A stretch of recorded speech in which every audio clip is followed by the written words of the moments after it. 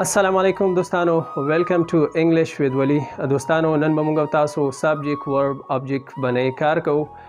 دوستانو که چیرته مو دا زده کړل نو تاسو کولی شئ چې ټینسز ډیر په اسانۍ سره زده کړئ او جملې جوړې کړئ. نو دوستانو که اکاونټ مو در سره فالو کړی نه وي در سره فالو یې کړئ، ته ویډیو تر اخره پورې را سره وګورئ.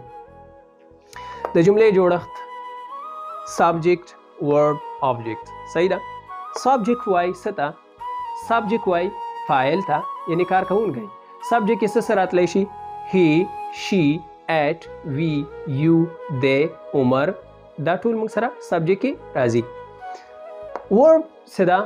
فعل ته وای یعنی کار، لکه کول، خوړل، لیکل، منډې وهل صحیح ده، نیول، دا موږ سره ټول په څه کې راځي؟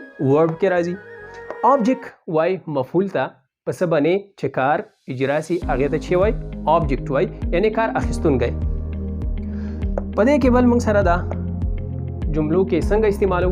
نو وی سټډي انګلیش، وی سټډي انګلیش، موږ د انګلیش مطالعه کوو. نو وی موږ سره سبجیکټ څه کې راځي؟ سبجیکټ کې راځي. سټډي موږ سره کول، دا موږ سره او ورب کې راځي. او انګلیش موږ سره آبجیکټ کې راځي. دا موږ سره څه کې راځي؟ آبجیکټ کې راځي. نو وی سټډي انګلیش، موږ د انګلیش مطالعه کوو. بله جمله ده دوستانو آی رایټ هوم ورک.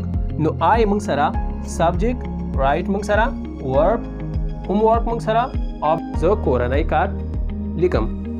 دی پلی کرکټ، دوی د کرکټ لوبه کوي یعنی دوی سبجیکټ کول چې دی ورب کرکټ موږ سره په آبجیکټ کې راځي. دوستانو دا و زموږ نننی درس ویډیو.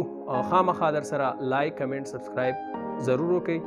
روانه ویډیو کې به انشاءالله موږ ټینسز سټارټ کوو، A to Z پورې ټول ټینسز به کوو. تر بله ویډیو الله پامان.